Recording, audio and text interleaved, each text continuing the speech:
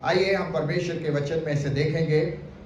मेरे साथ निकाले यूहन्ना रचित सुसमाचार उसका 12वां अध्याय और उसके पहले 12 और 13 पद को पढ़ें।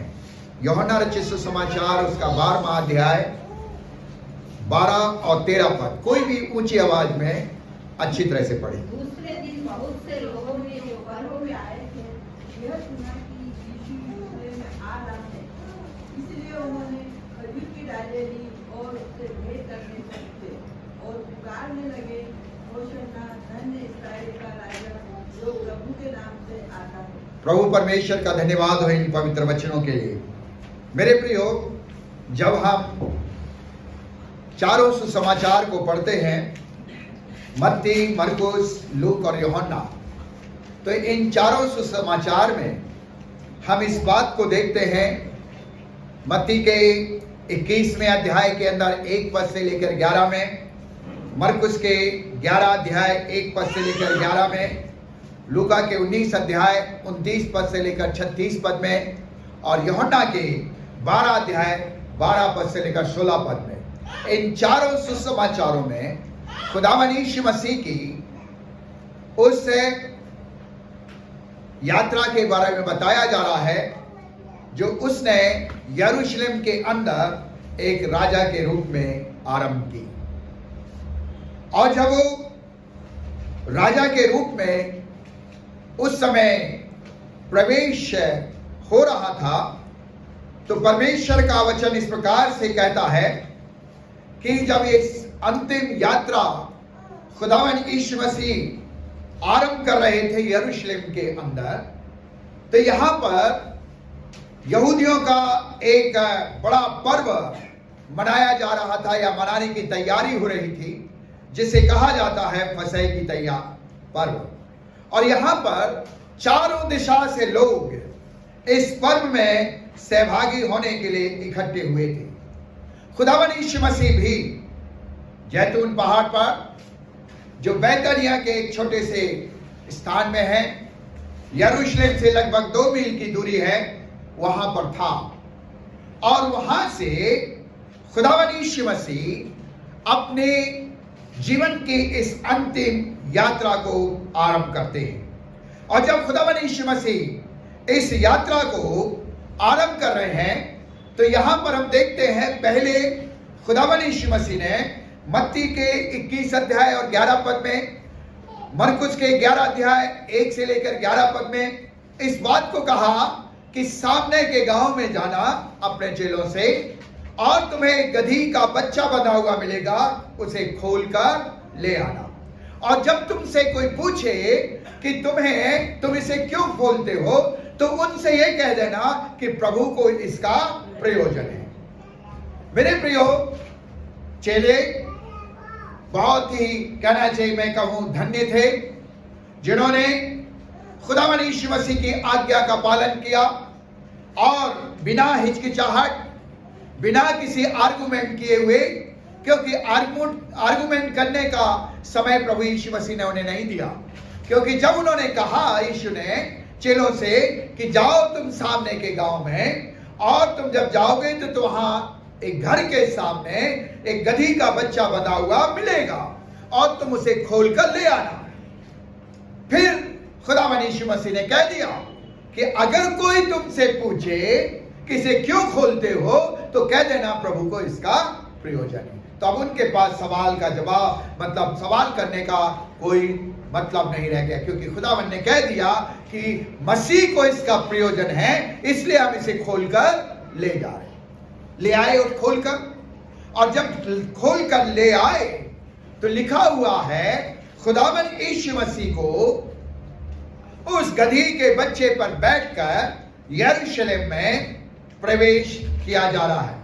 अब जो कुछ जो यहां घट रहा है, ये कोई नया चीज नहीं है, कोई कहना चाहिए अनहोनी बात नहीं है, क्योंकि जो कुछ यहां हो रहा है, यशायाह ने खुदावंद यीशु मसीह के जन्म लेने से पहले 750 वर्ष पहले ये भविष्यवाणी कर दी थी। क्या भविष्यवाणी की थी? सियोन की बेटी से कहो कि देख तेरा उद्धार करता आता है, देख जो मजदूरी उसको देनी है उसके पास है। ये शब्द परमेश्वर ने कह दिया। और अगर आप जकरिया को पढ़ेंगे, जकरिया की पुस्तक 9 अध्याय और 9 पद, जकरिया की पुस्तक उसका 9 अध्याय और 9 पद पढ़िए।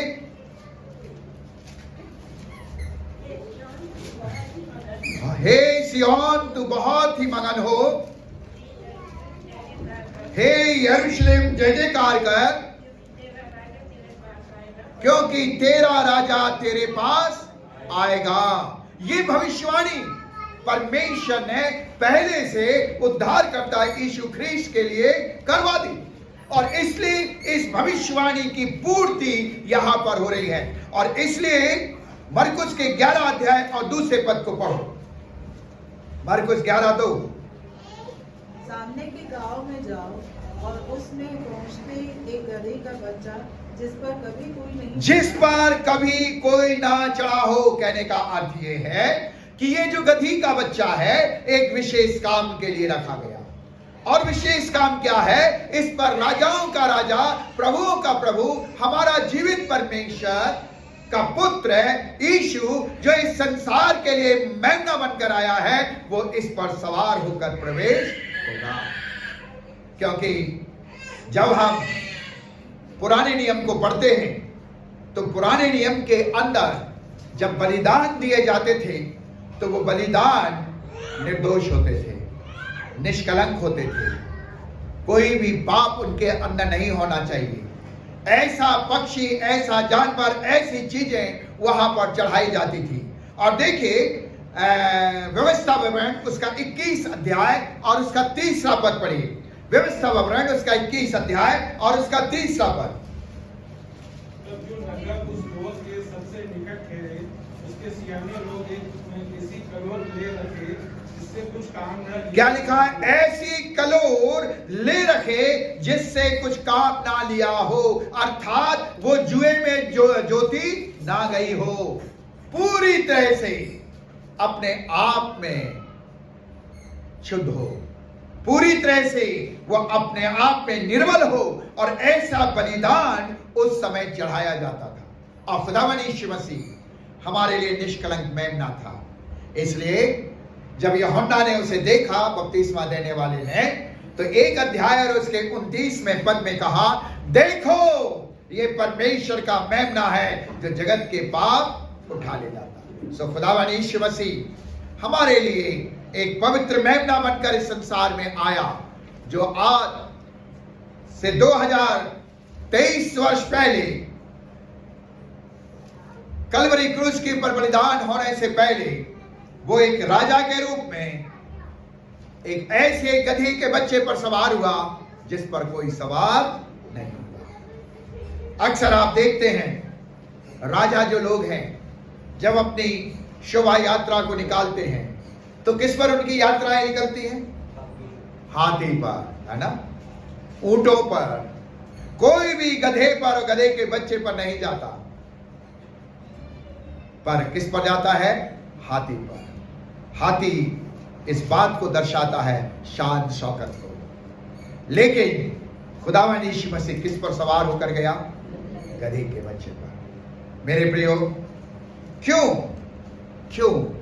क्योंकि खुदावंद यीशु मसीह हम गधों के बच्चों के ऊपर वो सवार होना चाहता था। वो मेरे और आपके हृदय के अंदर राजा बनकर हमारे जीवन के अंदर रहना चाहता था, क्योंकि मनुष्य जो है एक गधे के बच्चे के समान है। पढ़ लीजिए ना, तो आप कहेंगे पादरी साहब हमें गधा का बच्चा क्यों बोल रहे हैं? पढ़िए अय्यूब की पुस्तक उसका 11वां अध्याय और उसका 12वां पद। अय्यूब की पुस्तक उसका 11वां अध्याय और उसका 12वां पद। परंतु मनुष्य झूठा और निर्दोषी होता है, क्योंकि मनुष्य जन्म ही से जंगली गधे के बच्चे की समान है। क्या कह रहा है मनुष्य के लिए परमेश्वर का वचन? मनुष्य जन्म से ही जंगली गधे के बच्चे के।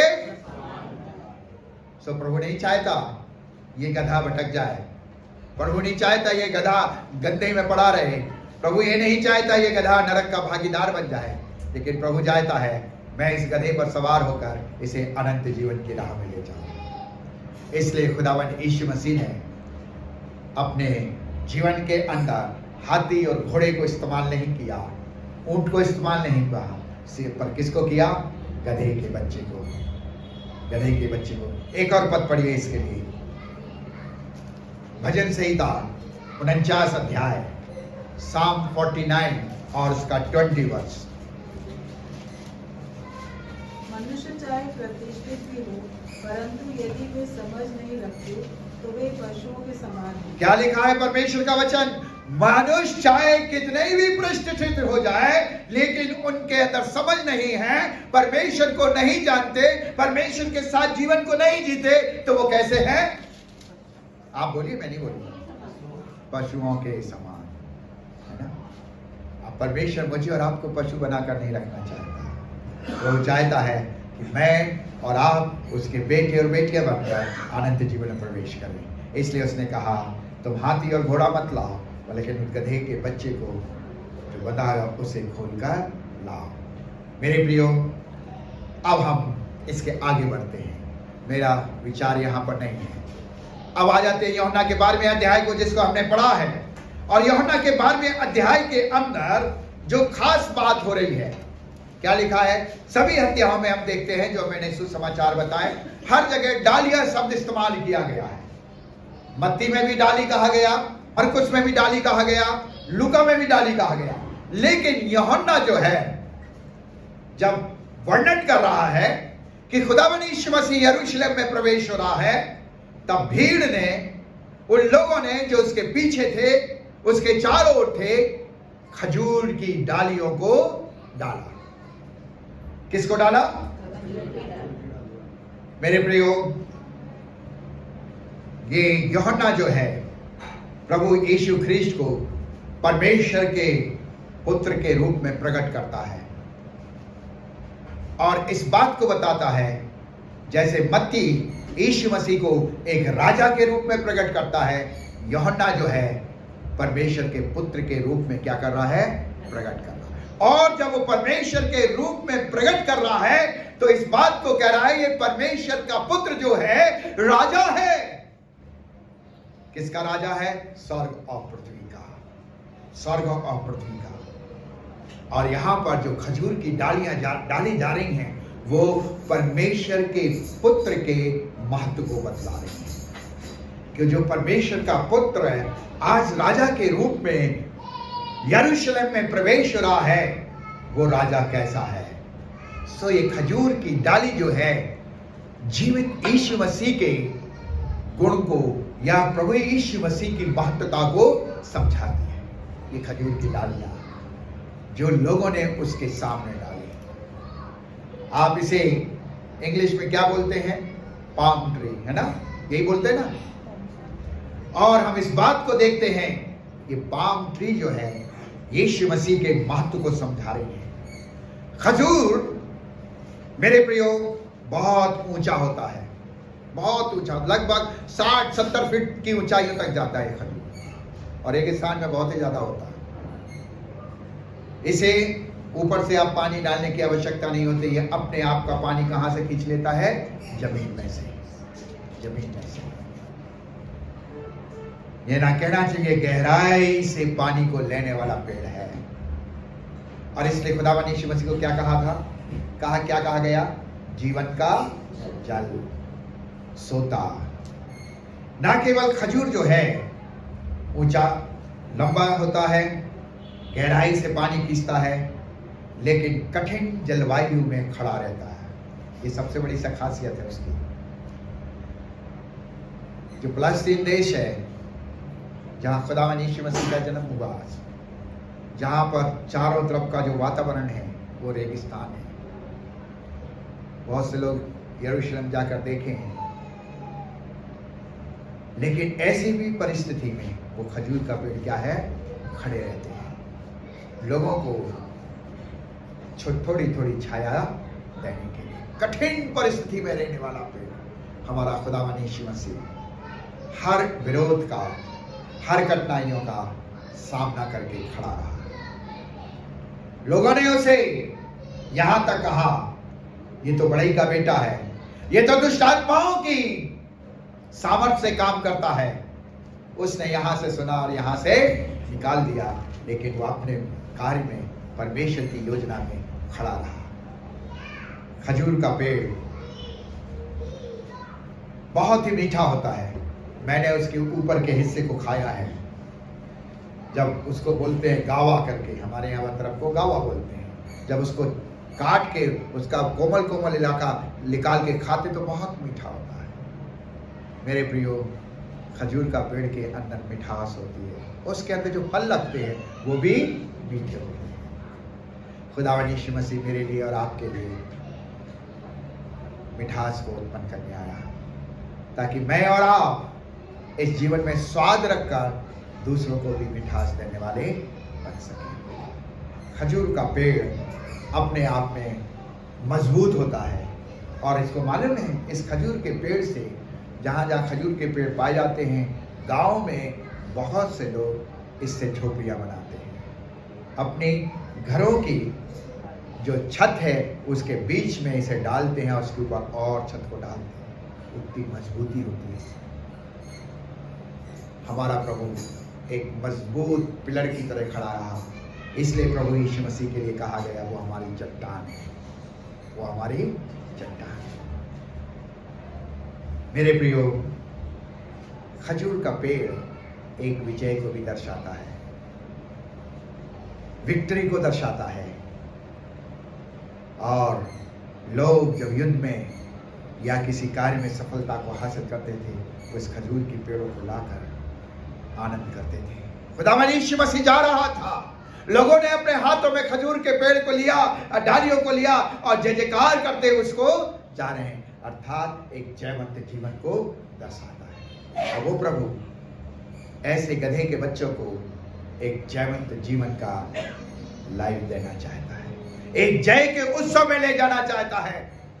पौलुस जो अपने आप में निर्बल और कमजोर था, जब प्रभु यीशु के पास आ गया तो प्रभु से कहता है के लिए कहता है वो, अब मैं जय के उत्सव में बढ़ा जा रहा हूं क्योंकि मुझे मसीह यीशु में एक जयवंत जीवन मिला है।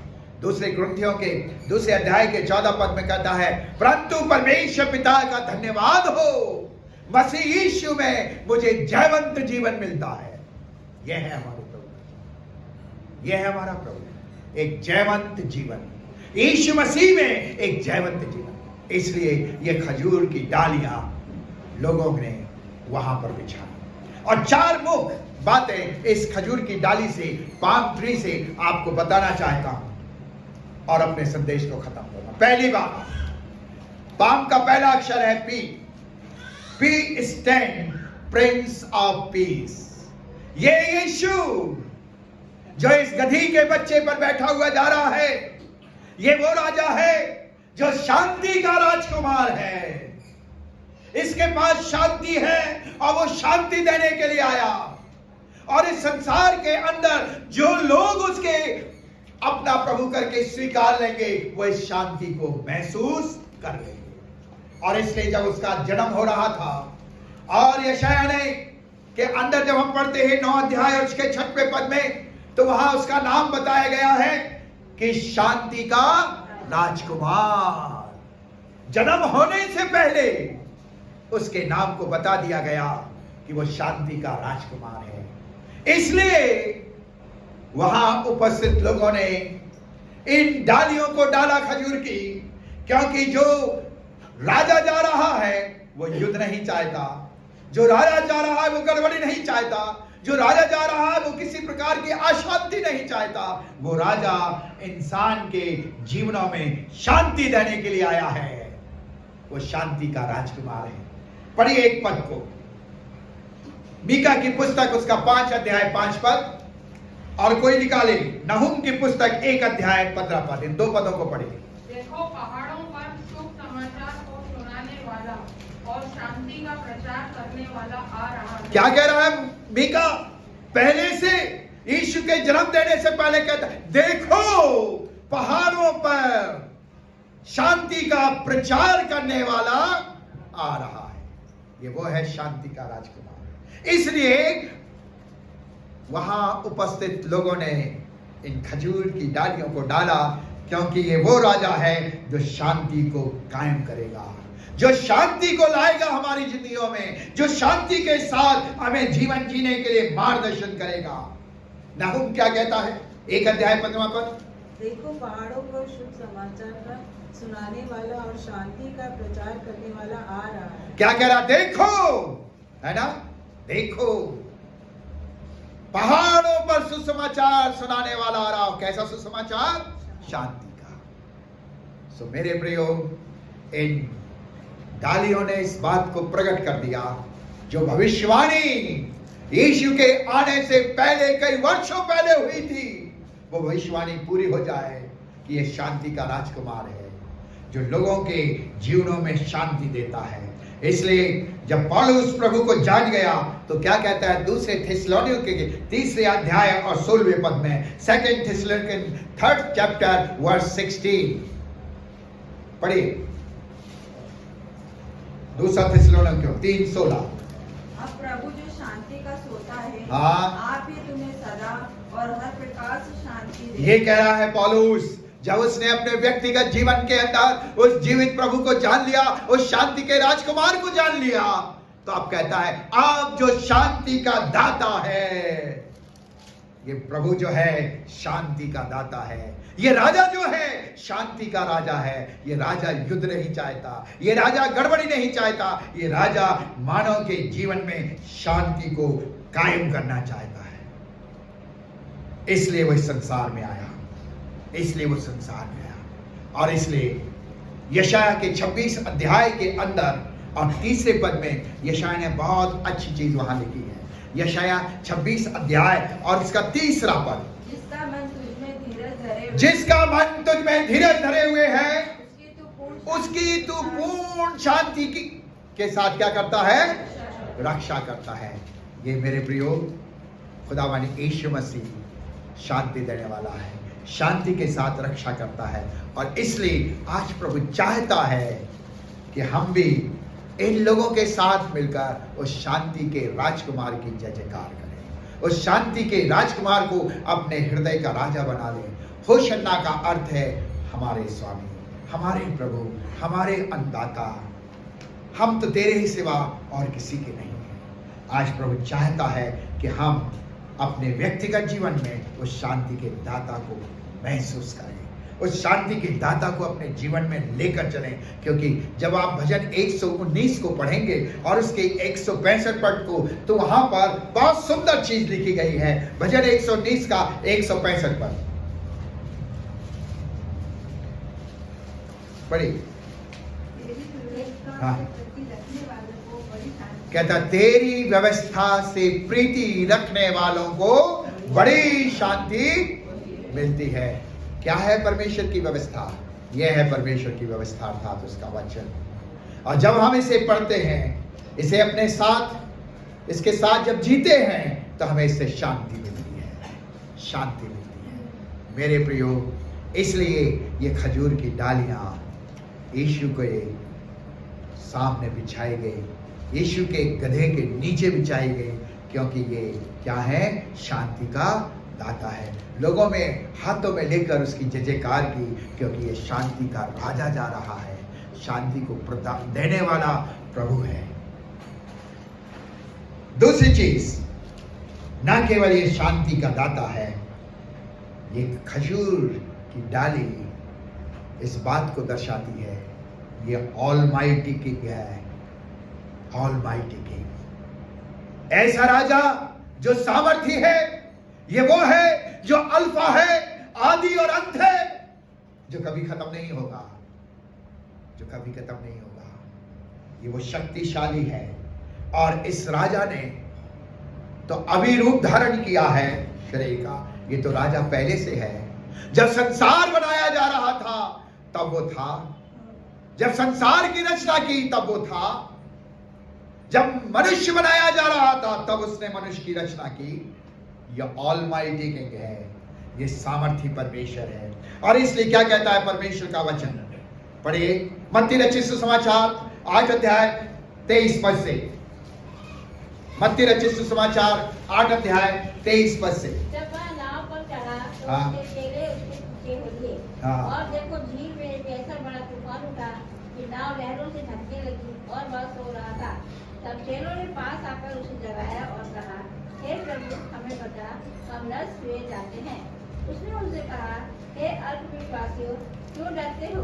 क्या तब उसने उठकर आंधी और पानी को डांटा और सब शांत हो गया। क्या कह रहा है परमेश्वर का वचन? उसने आंधी और पानी को डांटा और वो थम गया। ऑलमाइटी, सर्वशक्तिमान, जिसका कहना हवा और पानी भी मानते हैं।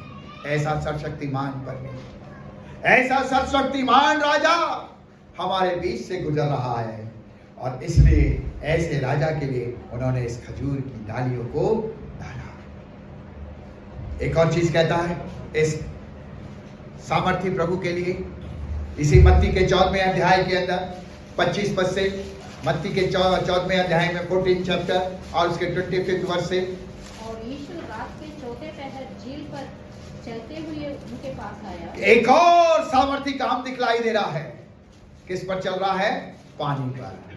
कभी कोई आज तक पानी पर चला है ना? कोई नहीं चला, लेकिन वो सामर्थी परमेश्वर पानी पर चल रहा है। इसलिए उसके लिए कहा गया ऑलमाइटी, इसलिए उसके लिए कहा गया अल्फा एंड ओमेगा, आदि और अंत। ये वो प्रभु है जो सामर्थी है, जिसने बड़े बड़े काम किए, और यहां तक बड़े काम किए। जब यूहन्ना के 11वें अध्याय को आप पढ़ते हैं तो 11वें अध्याय के अंदर हम पढ़ते हैं उसका मित्र लाजर मर गया, और जब लाजर मर गया तो उसकी बहन मार्था मरियम बड़ी मायूस से, उधार से खुदावंद यीशु मसीह को पता पड़ा तो वो रुक गया, एकदम नहीं गया, रुक गया।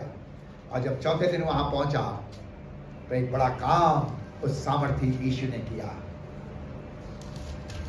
क्या किया? उस लाजर को मृतकों में से जिला दिया। 11वां अध्याय यूहन्ना का और उसके 38 पद से। हाँ हाँ, पढ़िए जोर से। यीशु मन में फिर बहुत ही उदास होकर कब्र पर आया। हाँ। और एक गुफा थी और एक पत्थर उस पर रखा था। यीशु ने कहा, पत्थर हटाओ।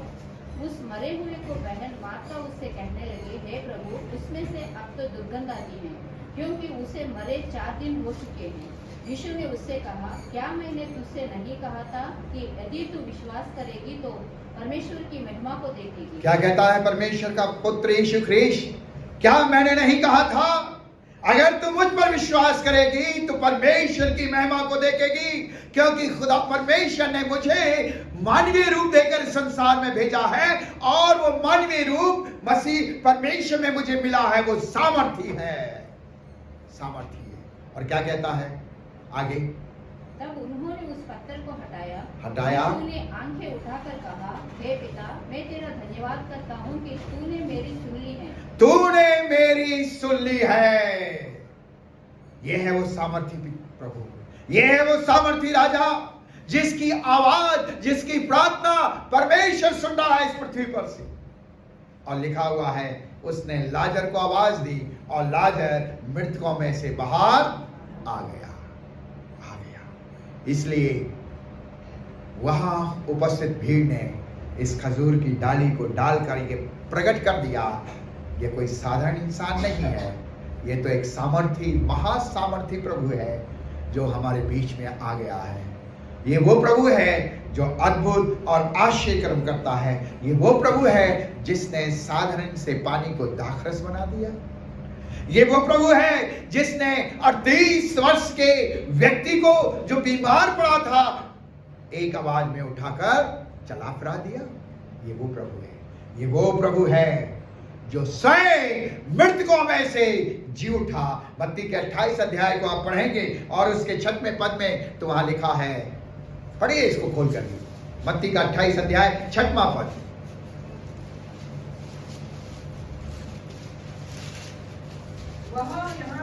वह यहाँ नहीं है, परंतु अपने वचन के अनुसार जी उठा है। हालेलुया। बड़ी धीरे लिख रही आपकी हालेलुया। जब कोई डांस करता है तो आप बहुत जोर से चिल्लाते हो, है ना? लेकिन जब सच्चाई में हालेलुया बोलना चाहिए हम वहां नहीं बोलते। वो जी उठा हुआ प्रभु है मृतकों में से जी उठा और उस जी उठे प्रभु ने मुझे और आपको जीवन दिया है। और ऐसे जीवन देने वाले प्रभु की हमें बराबर प्रशंसा करना है, बराबर आदर देना है। वो जी उठा है, वो मृत्यु पर जय पाने वाला प्रभु है। इसलिए ये खजूर की डालियां उसके पैरों में डाली गई और लोगों ने हाथों में लेकर उसकी महिमा की। तीसरा विचार मेरे प्रियो, ना केवल ये खजूर की डाल इस बात को प्रकट करती हैं कि ये प्रिंस ऑफ पीस है, शांति का राजकुमार, ये ऑलमाइटी गॉड है अर्थात सामर्थी प्रभु, वरन तीसरी बात ये लविंग किंग है, ये प्रेम करने वाला परमेश्वर राजा है। ये हर एक व्यक्ति से प्रेम करता है, ये किसी तरह से धनवान और गरीब में भेदभाव नहीं करता। ऐसा प्रभु, ऐसा राजा है जो प्यार करता है। और वो जो प्यार करता है, और देखिए क्या कह रहा है यूहन्ना का 15वां अध्याय और उसके 9वें पद को, यूहन्ना 15:9। जैसा पिता ने मुझसे प्रेम रखा वैसे ही मैंने तुमसे, जैसे पिता ने मुझसे प्रेम रखा वैसे मैंने तुमसे प्रेम किया। कैसा महान प्रभु है, उसके प्रेम में कोई बंटवारा नहीं है। हमारे प्रेम में बहुत बंटवारा होता है ना। माँ बाप के अंदर भी देखो आप, बच्चों के प्रति कितना अंतर रहता है। अगर 2 बच्चे हैं ना और बेटा है तो बेटे को पुचकार मतलब उसके पीछे पीछे बैठ के खिलाएंगे, है ना। और बेटी है तो कौन है, ले खा ले, उसके पीछे इतना नहीं भागेंगे जितना किसके पीछे भागते हैं, बेटे। यानी बेटा जवान हो रहा फिर भी हाथ में मुंह से खिला रही माँ, और बेटी बेचारी काम करके आ रही तो उसे पूछ भी नहीं, बेटा तूने पानी पिया कि नहीं पिया। इतना अंतर हो जाता है। लेकिन खुदावंद यीशु मसीह ऐसा अंतर नहीं करता, ऐसा अंतर नहीं करता। वो ऐसा प्रभु है जो सभी को समान देखता है, सभी को समानता के साथ रखता है, चाहे वो गरीब हो या अमीर हो, चाहे वो राजा हो या फकीर हो, वो हर एक को क्या कहता है, समानता का प्यार, समानता का। और इसलिए खुदावंद यीशु मसीह इस बात को कहते हैं लूका के 19वें अध्याय के अंदर और 10वें पद में कहते हैं, मैं खोइयों को ढूंढने और उनका उद्धार। वो ये कह रहे हैं मैं धर्मियों के लिए नहीं आया, पर मैं किसके लिए आया हूं, पापियों के लिए। यह है रियल प्रेम, यह है रियल प्रेम जो इस राजा के अंदर पाया गया। इसलिए लोगों ने खजूर की डालियों को लेकर उसकी स्तुति की, उसकी प्रशंसा की। ये वो राजा है जो हमसे समानता का प्रेम रखता है। जैसा पिता ने उससे प्रेम किया है वही प्रेम वो मुझसे और आपसे रखता है, आपसे रखता है। यूहन्ना का 13वां अध्याय और उसका 1 पद देखिए क्या कहता परमेश्वर का वचन। यूहन्ना 13:1। असल के पल से पहले जब यीशु ने जान लिया कि मेरी वह घड़ी आ पहुंची है कि जगत छोड़कर पिता के पास जाऊं, तो अपने लोगों से जो जगत में थे जैसा प्रेम वो रखता था अंत तक। क्या लिखा हुआ है शब्द, जैसा प्रेम वो रखता था अंत तक रखता रहा। और उसका प्रेम कलवरी क्रूस के ऊपर दिखलाई देता है। जब लोगों ने उसके ऊपर थूका, लोगों ने उसे मारा पीटा, लोगों ने उसकी निंदा की, लोगों ने उसे क्रूस दे दिया, और जब वो क्रूस पर चढ़ा हुआ है तो उसका प्रेम देखिए कितना बड़ा है। वो अपने पिता से कहता है, हे पिता इन्हें क्षमा कर दे, क्योंकि ये जानते केवल ये प्रेम के कारण जिससे हम प्यार करते हैं, रियल प्यार करते हैं, हम उसके लिए क्षमा भी रखते हैं। अगर हमारे अंदर प्यार नहीं है उसके प्रति, हम उसको हाँ ठीक है लेकिन हम बार बार उसे पिंच करते रहेंगे, उसे हम क्षमा नहीं करते। यीशु मसीह ने एक रियल प्रेम किया और उसका ये प्रेम हमें कलवरी क्रूस के ऊपर दिखलाई दिया। उसने कहा पिता इन्हें क्षमा कर दिया, इन्हें क्षमा कर दिया। प्रियो, आज जब हम खुदावंद यीशु मसीह के उस प्रथम समय को स्मरण कर रहे हैं जब वो संसार में थे और बलिदान होने के लिए जा रहे थे, उससे पहले वो राजा के रूप में जब प्रवेश हुए, तो क्या मैं और आप अपने हृदय में उसे राजा के रूप में स्वीकार चुके हैं? उस राजा के रूप में जो प्रेमी राजा है, उस राजा के रूप में जो सामर्थी राजा है, उस राजा के रूप में जो मेरा पूरी तरह से शांति को प्रदान करने वाला राजा है। मेरे प्रियो, आज प्रभु मुझसे और आपसे ये चाहता है उसका प्यार हमारे अंदर दिखलाई दे। और मसीह का प्यार मन कहाँ तक दिखलाई दिया? पढ़िए रोमियो का 5 अध्याय और उसका 8 पद। परमेश्वर हम पर अपने प्रेम की भलाई इस रीति से प्रकट करता है, जब हम पापी ही थे तभी मसीह हमारे लिए मरा। क्या है उसका प्रेम? कैसा है उसका प्रेम? जब हम पापी थे तब वो हमारे लिए बलिदान दिया। सच्चा प्यार। आज वही प्यार क्या मैंने और आपने अपने जीवन में देखा? क्या वही प्यार हम रखे हुए हैं कि मैं यीशु के लिए, जिसने मुझसे प्यार किया है, मैं उससे ऐसा ही प्यार करूंगा। अगर मुझे उसके लिए बलिदान होना पड़ जाए तो मैं बलिदान होने के लिए तैयार हूं। जब यीशु जक्कई के घर गया तो जब जक्कई के घर में जा रहा था तो वहां लोगों ने देखा और कहा, देखो ये पापी के घर में आकर रुक गया, है ना। खुदावन यीशु मसीह वो राजा है जो हर एक गिरे हुए से प्रेम करता है। क्या वो प्रेम हमारे अंदर है? हम अपने घर की नौकरानी से वास्तव में सच्चाई से प्यार करते हैं या उसे नौकरानी का ट्रीट देकर उसके साथ गलत व्यवहार करते हैं? हम अपने कलीग्स के साथ कैसा व्यवहार करते हैं? यीशु मसीह की तरह प्रेम रखकर, या हम उसके साथ डिक्टेटरशिप कर रहे हैं?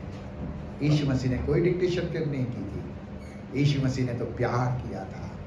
आज प्रभु मुझसे और आपसे चाहता है कि हम भी यीशु की तरह प्रेम करने वाले बने, हमारे अंदर वो रूप दिखलाई दे जैसा हमारा प्रभु लविंग था, प्रेमी था, वो प्यार हमारे अंदर। अंतिम और आखिरी बात कहकर खत्म करूंगा। ये पाम का आखिरी अक्षर, आखिरी बात कहता है मीडिएटर, अर्थात मध्यस्थ।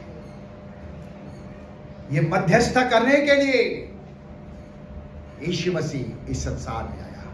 और जब वो गधे पर के बच्चे पर बैठकर जा रहा था, लोग होशन्ना चिल्ला रहे थे, खजूर की डालियां लेकर उसकी स्तुति कर रहे थे, तो इस बात को बता रहे थे कि ये वो प्रभु आ गया है, ये वो राजा आ गया है जो हमारे बीच में एक मध्यस्थता के कार्यों को पूरा करेगा।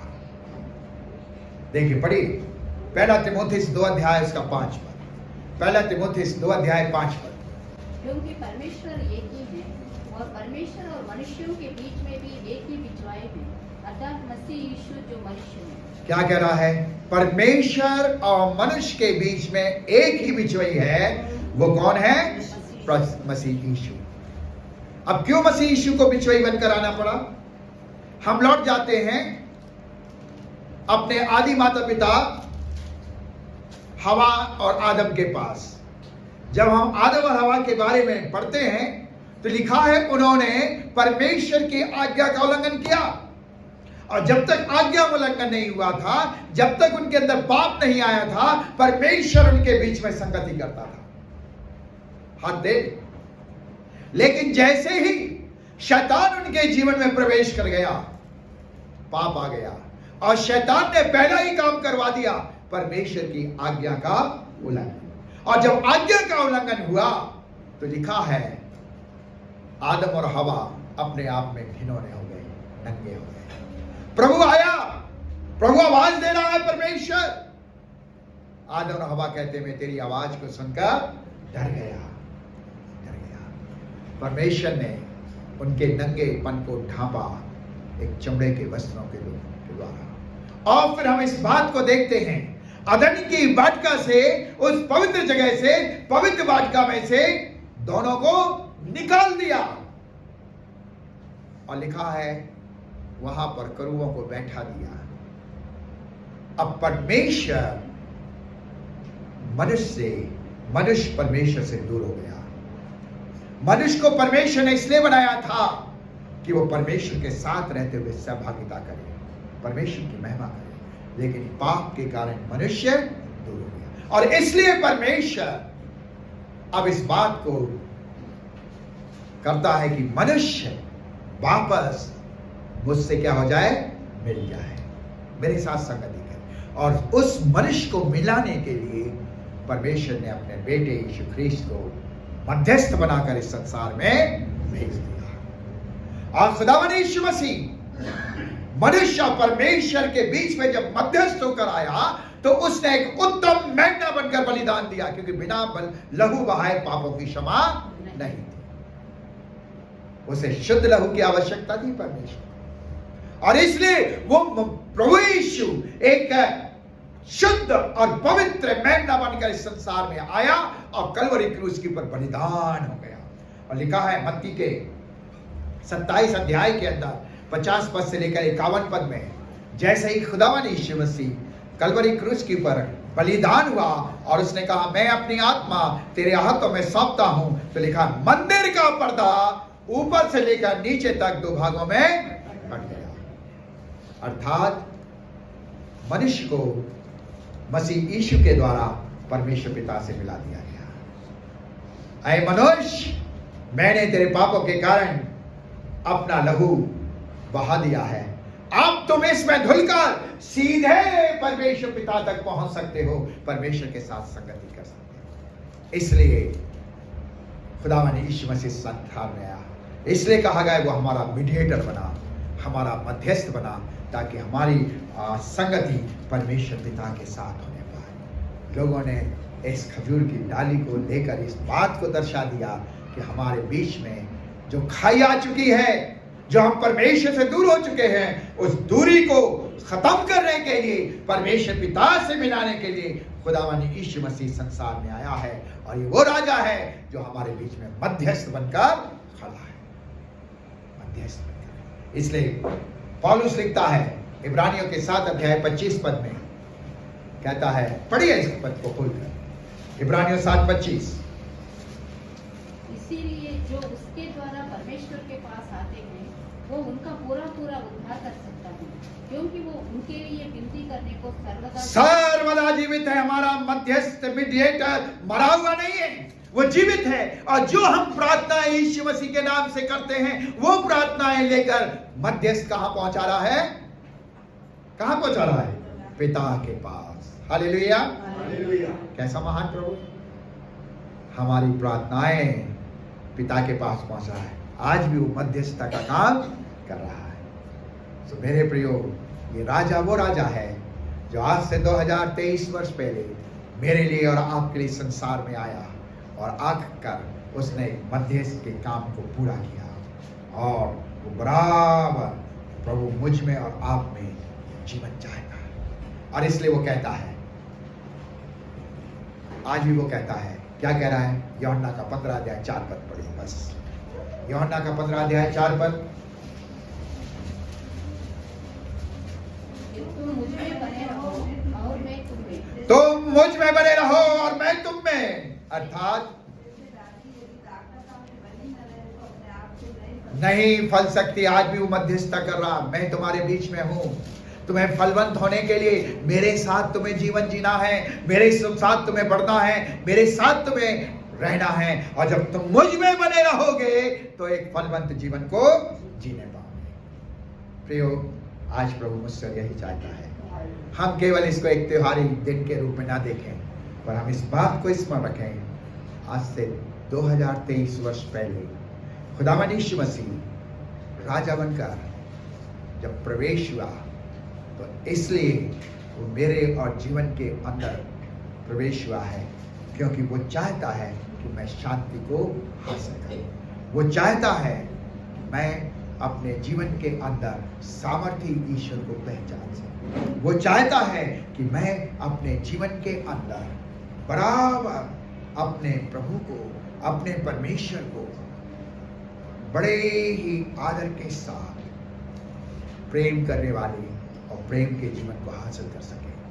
और हमारे लिए वो एक मध्यस्थ बनकर बना रहे, हम बराबर उसमें रहकर आत्मिक जीवन में फलवंत होने वाले बने। परमेश्वर आप सबकी सहायता करे और आप सब अपने व्यक्तिगत जीवन में इस पाम को स्मरण रखें कि वो पाम इस बात को दर्शा रहा है, वो खजूर की डाली इस बात को दर्शा रही है, मेरा प्रभु राजाओं का राजा है। मेरा प्रभु वो प्रभु है जो सर्वशक्तिमान है। मेरा प्रभु वो प्रभु है जिसने मुझसे अटूट प्रेम किया है। मेरा प्रभु वो प्रभु है जो आज भी मेरे लिए मध्यस्थ बना हुआ हूँ, और जब मैं उससे विनतियां करता हूँ वो मेरी विनतियों को पिता तक पहुंचाता है। आइए हम अपने सरों को झुकाएं, प्रार्थना करें। Thank you Jesus, thank you Lord. परमेश्वर पिता, हृदय की गहराई से हम आपको धन्यवाद देते हैं आपके महान प्रेम के लिए, धन्यवाद देते हैं आपके करुणा के लिए, धन्यवाद देते हैं प्रभु आपके इन वचनों के लिए जिसके द्वारा हमें आत्मिक बल और ज्ञान मिलता है।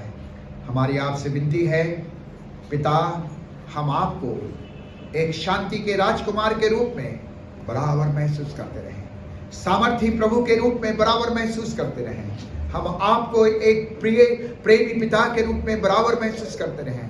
हम आपको अपने व्यक्तिगत जीवन में एक मध्यस्थ के रूप में बराबर संगति करने वाले बने। सो प्रभु सहायता कर, अनुग्रह कर। उपस्थित कलीसिया पर तेरी आशीष रहे और ये प्रत्येक जन तेरे वचन के अनुसार तुझमें पढ़े।